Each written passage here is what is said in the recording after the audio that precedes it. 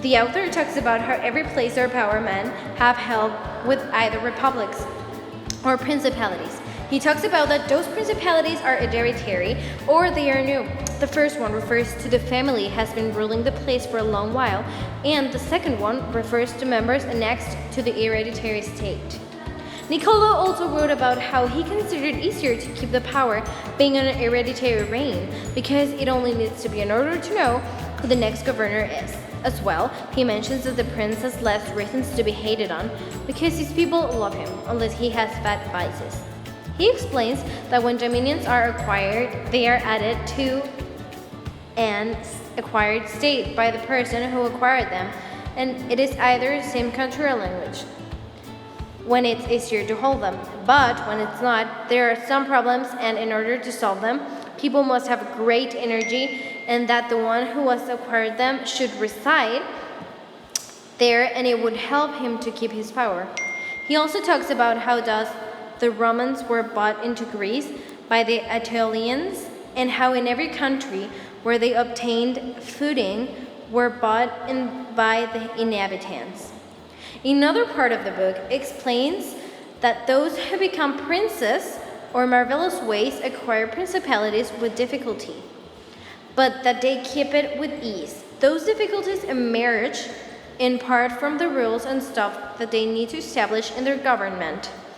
In the reading, it talks about those who just because of the good luck becomes princes have trouble staying in the power zone, but ever thought all the problems that the prince could have, he must stay true to himself and the population and never change.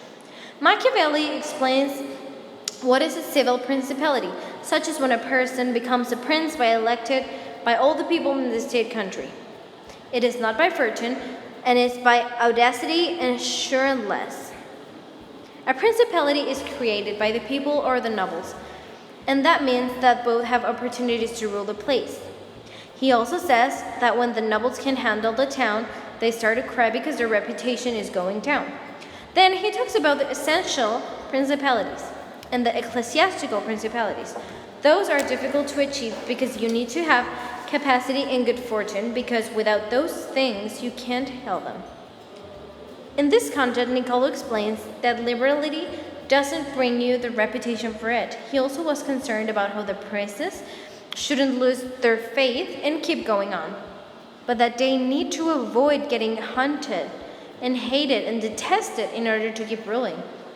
He tells that a prince is respected when he is a friend or an enemy, when he declares himself in favor of one party against the other, which will be more good than standing neutral. At last but not least, he explains about an exhortation that was supposed to liberate Italy from the barbarians whose dominion stank. And how do we need to keep our courage and bravery so that our country could be honored.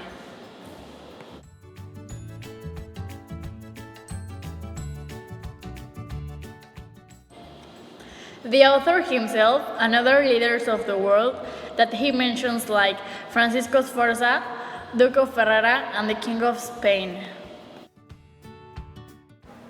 The Prince is an extended analysis of how to acquire and maintain political power. The Renaissance? It started as a cultural movement in Italy in the late medieval period, and later spread to the rest of Europe. Its intellectual basis was humanism, derived from the rediscovery of classical Greek philosophy, such as that of Protagoras, who said that man is the measure of all things. In our opinion, the book is good if you have any history or human being in society homework, but it's not the kind of reading you want to take everywhere unless you are a history lover.